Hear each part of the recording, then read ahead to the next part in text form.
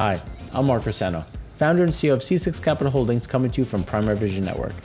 So we didn't have our shows last week because I was traveling throughout Canada as well as 5 states within the US. So it was a bit of a hectic ride. And for those that follow me on Twitter, I had an interesting trip home. It took me about almost a full 24 hours to get home from Calgary. And it was because I'm never traveling through Montreal ever again. So with that being said, we're going to do the EIA show today. Some of the data is we don't have all of the data sets that we normally have, so it might look a little different in this first segment just because that will be available next week, where we'll be back to our normal timing. I feel like it's been a bit crazy. Hopefully everyone enjoyed their 4th. And so what are we going to talk about today? We're going to talk about some key pieces we just want to really hone in on breaking down today's EIA data, because there was some decent movements up and down in different areas. And we want to look at, okay, is this data showing that there is a bigger trend change? What have happened in historics given this time frame? And those are some of the key pieces. And then we want to look at how is core summer driving really setting up? Because when you look at core summer driving, it's typically that July 4th weekend till about August 15th, that let's call it a 6-week period. That is the key to kind of where things are going to go. And that's, I think, an important piece to look at to see how things are going to shape up. Then we want to look at Saudi, because Saudi has been kind enough to throw another wrench in the whole thing in general. So I think Saudi, we really want to look at what are they trying to achieve? Have they achieved it? How is this going to go through some of these key pieces going forward? So again, we want to hone in on where are OSPs, what have they been previously, and how is that going to shift kind of the market in general in terms of some of these opportunities if you're looking to trade spreads or some other fun pieces. So getting to it, global crude oil on the water still, as you can see, is at a record high. It's off the highs in general for 2023, but you get an idea of where it is in comparison to previous years. It's obviously outpacing where we were in 2020, and it's unlikely to change just given the amount of crude that continues to come on the water, especially when you look at Russia. Now, we're going to talk about Russia in the last segment because they are coming out and saying, oh, we're going to reduce production. But not only just that, we're going to reduce exports. And that's a lie. And to be clear, even if they reduce crude exports, they won't be reducing product exports. If anything, they could actually take them higher, and because they have to get this stuff off the out of the tanks into the water. So again, it's just semantics as to what are they actually exporting, which is why, in general, you're still going to have a lot of crude on the water, a lot of product on the water, and that's where you're going to continue to see this elevated. Crude oil in transit has turned higher, and so as we talk about typically when oil in transit goes up, crude oil in floating storage comes down because some of the crude that is now in transit was in storage. So it's always important to look at both. And it's no surprise that some of this is going into the Asian markets. But then we want to look at the U.S. markets, because where are we going to get our heavy crude? And we want to talk about WCS, or Western Select Canadian, in the last segment, because we've seen the spreads tighten pretty significantly because of the lack of heavy, medium to heavy crude that's available in the market, and especially when you look at the U.S., because where are you getting heavy crude? And at this point, with OSPs going higher for Saudi, you're left with Iraq, you're left with Kuwait, you're left with Iran, Venezuela, and obviously Canada. Now, there is other grades available, but those are the ones that have really the largest amount available. So again, the crude oil in transit is going to stay high. There's a lot of crude that remains on the water.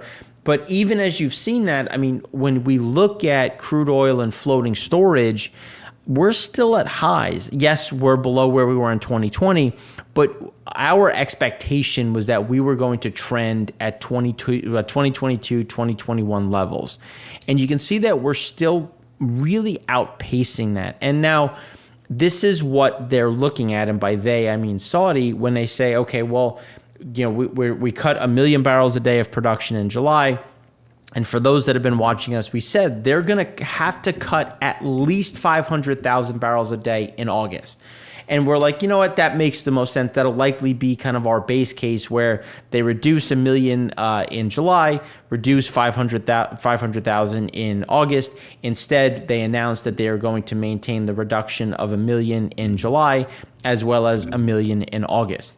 So again, they're seeing this and saying we need to do more to clear this glut.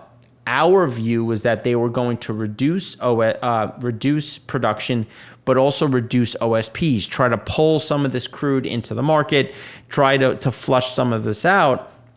But instead, they did the opposite. They cut production, raised OSPs, and you're seeing, again, this fight back and forth where people are looking around saying, well, I'm not going to buy this crude then because it doesn't make sense for me to have it. So when you look at some of the different levels in general, China is looking to again capitalize, and I think that's the biggest piece is they're capitalizing on this disconnect between okay, well, I'm not going to buy Saudi. You know, they have term contracts, they'll buy some, but they're going to go out and they're going to buy other grades, especially when you look at Russia as well as Iran. But they also need heavy. So now when you look at what Saudi is doing, it's like, well, they're whatever China needs in terms of where they're pulling from, Angola being one of the key ones for the medium side, they're pulling what they need and then bidding up or driving up the price for heavy everywhere else. And then that makes it difficult because now the refiner is going to get hit. And then they're going to need to have higher margins. They're going to have to keep prices elevated in gasoline and diesel in order to keep production where it is. And for those paying attention at home, those are some key pieces for consumer activity. You know, cheaper gasoline, people will drive more. Expensive gasoline, people will drive a little less. You know, diesel becomes a big talking point. These are some important components to look at as we go forward. Crude stocks had a draw of 1.51 million barrels, you know, pretty much right in line with the 5-year average, slightly below. You know, Pad 1 had a build of 360,000 barrels. Pad 2 had a build of 500,000. You know, Cushing had a small draw of 400,000, you know, both of which are still well over the 5-year. Pad 3 had a drop of 1.77 million. That's bringing it down to 4 million below the 5-year, but again, just very much stable, and we'll talk about that in a minute, with Pad 4 and 5 fairly normal. Now, this was technically the last sale because we are now in fiscal year 2024 for the U.S. government.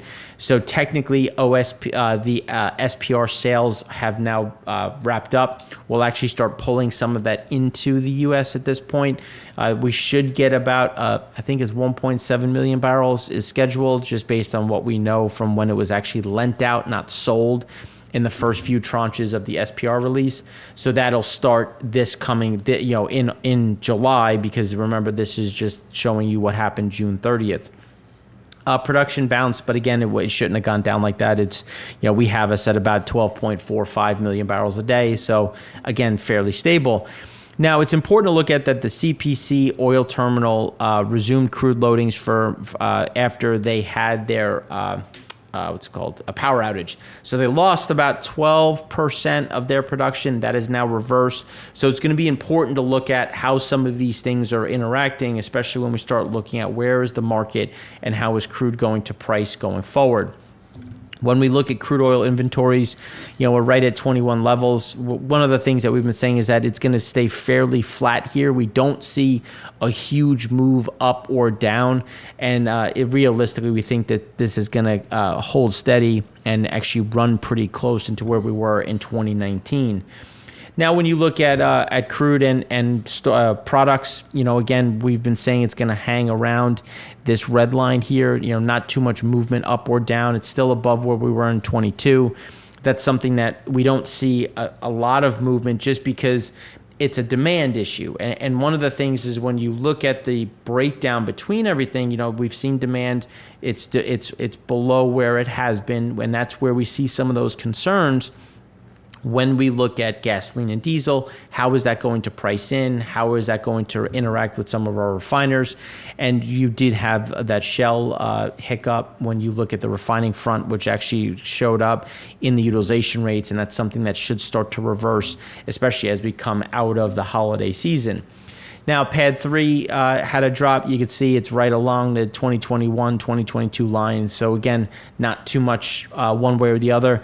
The 5-year average is thrown off in PADD 3. Obviously, you can see from 2020. So realistically, we're very comfortable in the PADD 3 front. And the problem that we see at this point is the spread differential between light, sweet, and heavy sour, medium. And the problem is the spread between naphtha and fuel oil. And we'll talk about this in the third segment, where naphtha prices have really come down and fuel oil is still of quality. But again, fuel oil comes from when you're cracking the heavy crudes.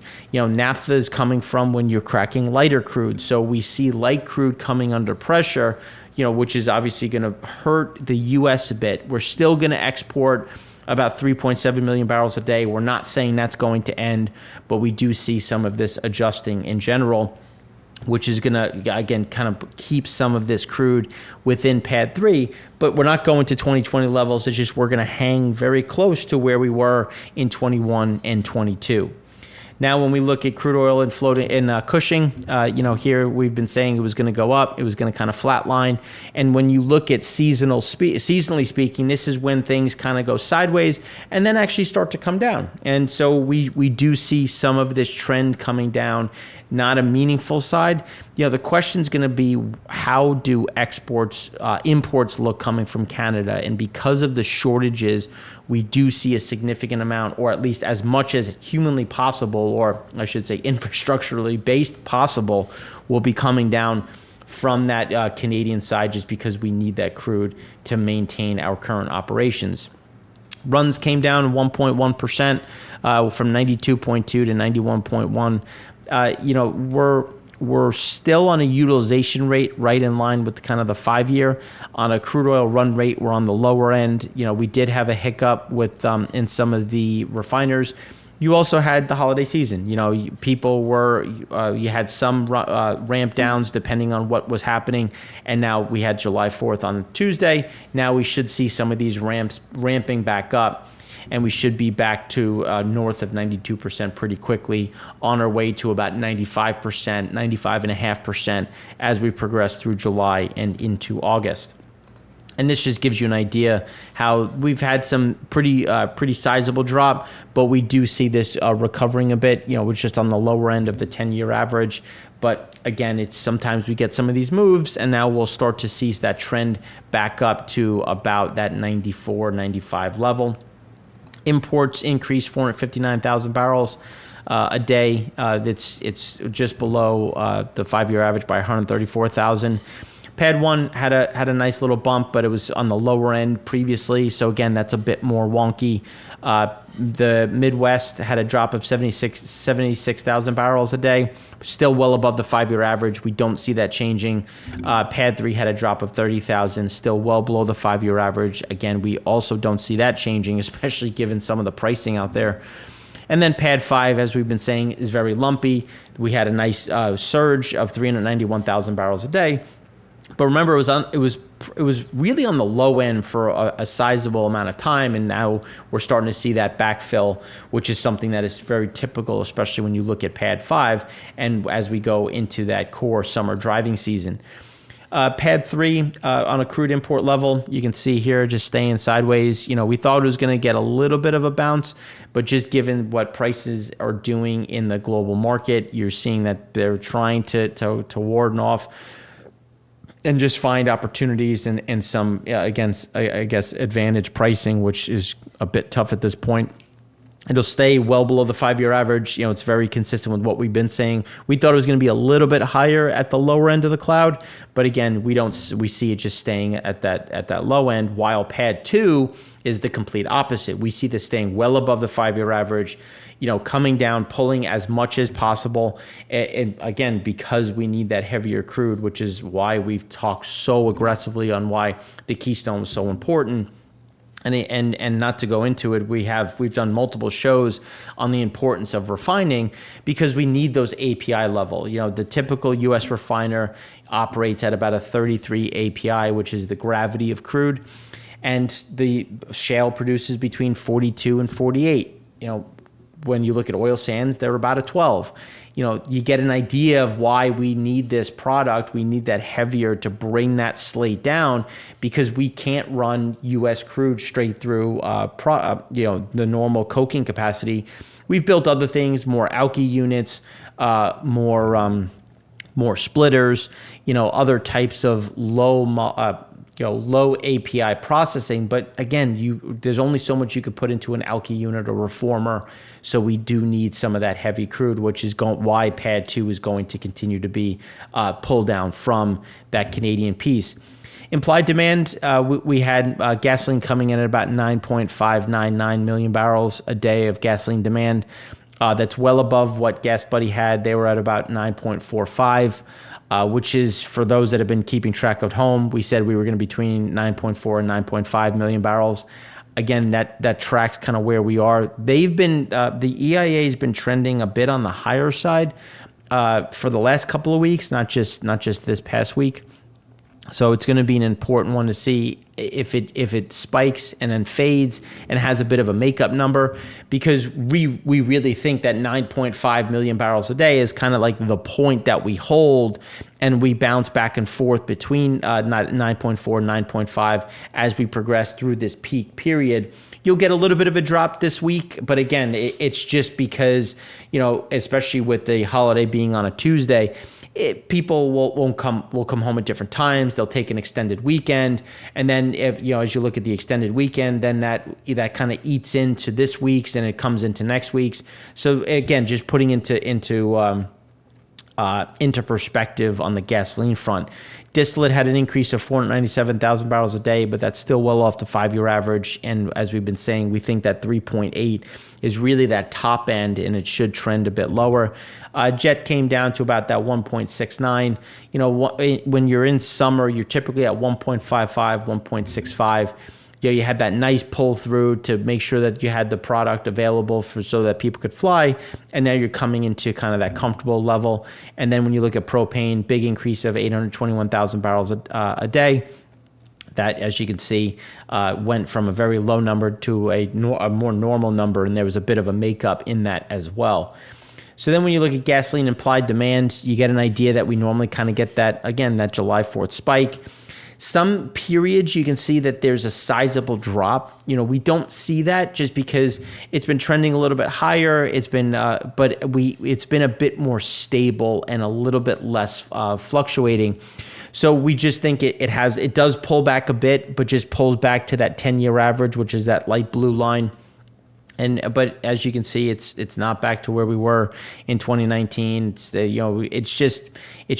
It's right where we were in 2019, but you can see it's all a matter of timing, because in 2019, the spike came a little bit later. This one, it came a little bit earlier. It's all just a matter of kind of where things were in terms of that underlying timing piece, and that will come back. But you can see it's still below where we were in 17, 18, and other periods, but still hanging in at that 10-year. When we look at days of supply, fairly normal. This is usually where you get that ramp down, where you have pulling some of that crude down, increasing runs, but you can see very much seasonally normal. Nothing really to say there. Gasoline, we just wanted to flag 2022 because you can see it's actually mirroring where we were in 22, and we think it's going to be something very similar, where you had that nice little draw, and then you're going to get that sizable increase, and it's because we will continue to get those exports from Europe, and we don't see a continuous or a very, very strong driving season, a little bit below normal. Let's call it, as we've been saying, that 8 to 10% below what 2019 was. And that'll just put us back and be still at the lower end, but you can see just a bit more normal when it comes to the storage front. Distillate had a small draw. This is going to become a bigger problem, especially as we progress through the year, through the summer, and where we kind of set up for September. Things that are being talked about is the biggest driver is the demand for cooling. El Nino is driving up a lot of heat, setting records in different places. It's interesting because there's a lot of coal out there at the moment, and there's a lot of coal that has been built up, and that'll likely be used first just because it's there, and it's similar like the bullwhip where coal drew down so fast, everybody rushed out, bought, wanted to refill their coffers, and it's really kind of going back and forth.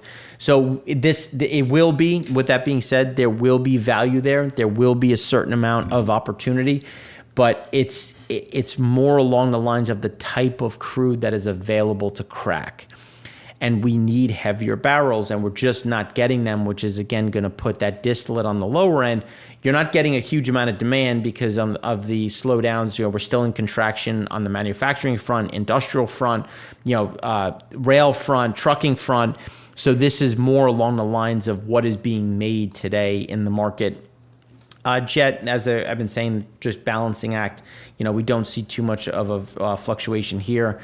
Realistically, given some of the moves that Saudi has done, will likely go a bit into backwardation, especially when you look at some of the pricing for shipping. But you can see it's still fairly tight. As you go through, you can see that the dated crude has started to get a bit more pricey. And that's something that we think will benefit, where the curve will start to price itself up a bit. So even if you kind of get some pressure in the first few months, we do see some strength in the back end of that curve. And now when we start looking at floating storage in the U.S., we're still at the lower end, but we're right around where we were in 21, 22. And again, this is going to be a lot of back and forth when you look at floating storage, when you look at what are imports, what are exports, where's floating. And because, again, our imports remain low, this will also stay at the lower end as well. So that's what we have for you on the total numbers. In the next segment, we're going to go deeper into what is happening with driving and how do we see that developing over this core 6-week period.